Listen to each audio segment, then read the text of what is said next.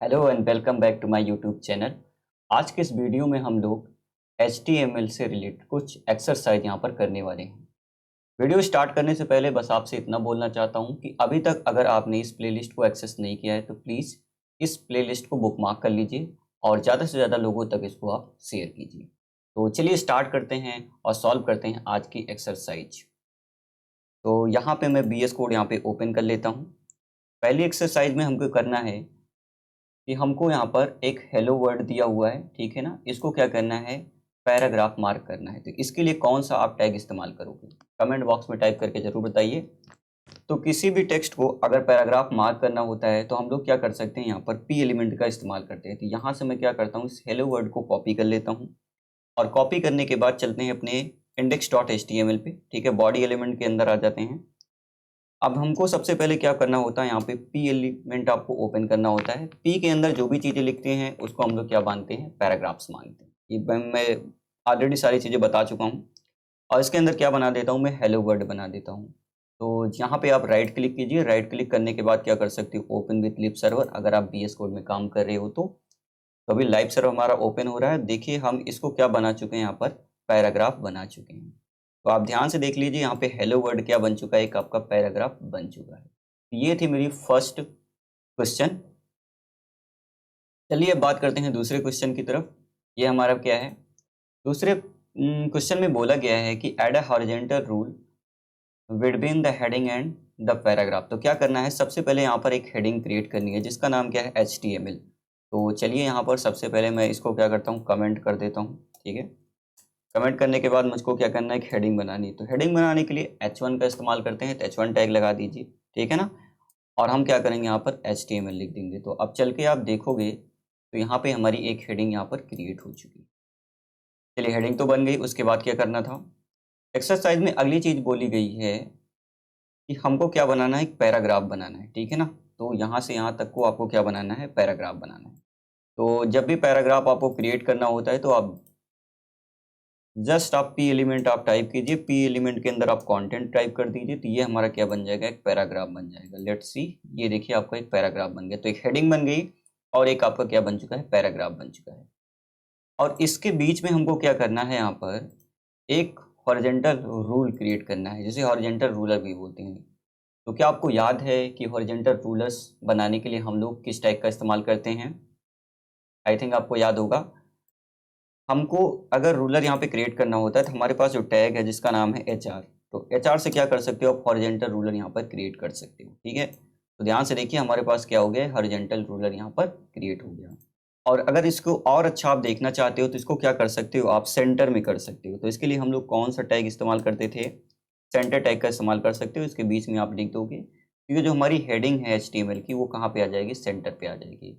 Now look and feel बहुत अच्छा दिख रहा है, ठीक है ना। उतना अच्छा नहीं पर अच्छा है। अभी तक हमने HTML में इससे अच्छा की उम्मीद भी नहीं कर सकते हैं, इतना सही है आपके लिए, ठीक है ना। तो ये हमारी थी क्वेश्चन नंबर 2, ठीक है। दो हमारी यहाँ पे एक्सरसाइज में हमारी दोनों चीज़ें कंप्लीट हो चुकी हैं।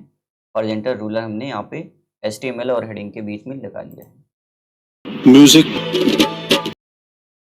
चलिए अच्छी बात है। अब देखते हैं थर्ड एक्सरसाइज में क्या बोला गया है। थर्ड में यहाँ पे बोला गया है add a line break in the middle of the paragraph. तो हमको क्या करना है, यहाँ पर ये पैराग्राफ जैसे लिखा हुआ है, पहले तो मैं इसको कॉपी करता हूँ, ठीक है ना। फिर मैं आपको बताता हूँ कि इसमें प्रॉब्लम्स क्या है और सोल्यूशन इसका क्या होगा। तो इसको जस्ट मैं कमेंट आउट करूँगा, ठीक है ना। देखो जैसे मैं यहाँ पे एक पैराग्राफ बनाता हूँ तो पैराग्राफ क्या होगा कि यहाँ पर ये लाइन फर्स्ट लाइन आएगी और उसके नीचे सेकंड लाइन नहीं आने वाली, ये एक सेम लाइन पे आएगा, ठीक है ना। तो चलिए देखिए अब इसका आउटपुट कैसा आ रहा है, ठीक है। देखिए सेम लाइन पे आ रहा है। हमको क्या चाहिए, यहाँ पे लाइन को ब्रेक करना है। कहाँ से ब्रेक करना है, यहाँ से।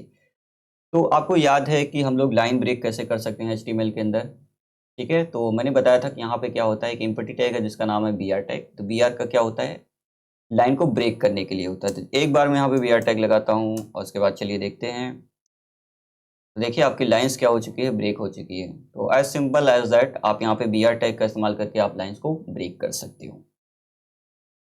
तो ये था हमारा क्वेश्चन नंबर 3। तीनों हमारे यहाँ पे कंप्लीट हो चुके हैं। और चलिए अब बात करते हैं कि चौथी क्वेश्चन में क्या बोला गया है। तो चौथे क्वेश्चन में आपको बोला गया है wrap this poem around HTML tag that will preserve all spaces. इसका मतलब ये है कि यहाँ पर हमको क्या करना है, यहाँ पर इस चीज़ को, पोयम को ऐसे ही लिखना है, ठीक है ना। तो जैसे आपको लिखना होगा तो आप यहाँ पे लिख सकते हो। जैसे मान लीजिए मैं इसको कुछ ऐसे कर देता हूँ, फिर थर्ड लाइन को कुछ ऐसे कर देता हूँ, ठीक है।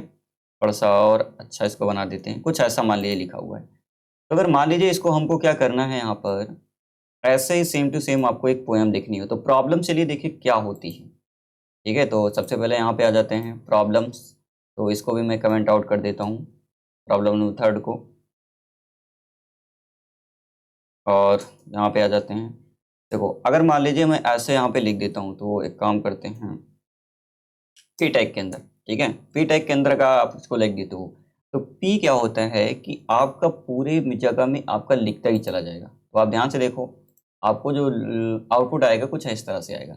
तो इस तरह से आउटपुट हम नहीं चाहते, हम चाहते हैं कि हमारी एक लाइन यहाँ तक आए, उसके बाद यहाँ तक आए, उसके बाद थर्ड लाइन इस तरह से ब्रेक हो, ठीक है ना। तो अगर आप सोचते हो कि यहाँ पे अगर हम पैराग्राफ लगा दें, ठीक है ना, तो इससे भी काम आपका चलने वाला नहीं है। तो इसके लिए करना क्या पड़ेगा यहाँ पर, ठीक है, तो मैं आपको बताता हूँ। जैसे मैं यहाँ पे इस चीज़ को ऐसे लिख देता हूँ, ठीक है, ठीक है। तो चलिए देखिए, इसको करने के लिए आपको क्या करना होता है, इसको हमको चाहिए प्री फॉर्मेटेड टेक्स्ट।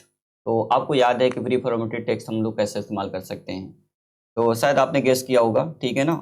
यहाँ पर क्या होता है कि प्री टैग लगाते हैं, तो आपको लगाना होता है प्री टैग, और इसको भी हम क्या करेंगे, प्री टैग को यहाँ पर क्लोज कर देंगे। तो प्री टैग का मतलब होता है प्री फॉर्मेटेड टेक्स्ट, और ये प्रिजर्व करता है ऑल स्पेसेस को, मतलब यहाँ पे आपने इतना स्पेस दिया है तो ये भी प्रिजर्व किया जाएगा। लाइन ब्रेक है तो लाइन को भी, सारी चीज़ें क्या होती हैं एज इट इज़ आपको यहाँ पर दिखाई जाती हैं। तो चलिए देखते हैं कि क्या हमारा प्री टैग अच्छे से काम कर रहा है।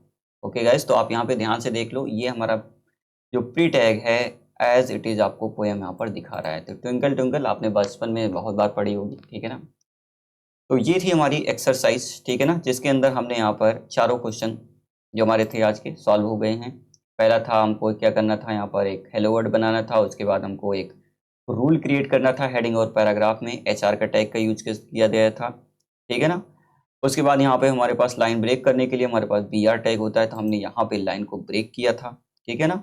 उसके बाद हमारे पास एक पोएम की प्रॉब्लम थी जिसको हम लोग प्री टैग लगाकर यहाँ पे सॉल्व कर सकते हैं।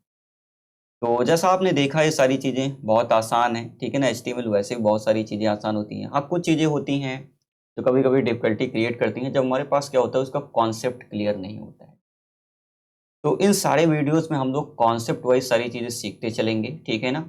और जैसे जैसे हम लोग एक एक चीज़ सीखेंगे वैसे हम लोग वहाँ पर कुछ ना कुछ उसकी एक्सरसाइज करते चलेंगे, क्योंकि एक्सरसाइज से बहुत सारे डाउट्स हमारे क्या होते हैं उस वीडियो के साथ क्लियर होते चलते हैं, ठीक है ना। तो हमारा बेस जो रहेगा बहुत ज़्यादा स्ट्रांग होना चाहिए, ताकि आगे चल के हम लोग जब वेबसाइट में अच्छी अच्छी डिज़ाइनिंग क्रिएट करेंगे फ्रंट एंड की, तो वहाँ पे ये सारी चीज़ें आपके लिए दिक्कत ना खड़ी करें।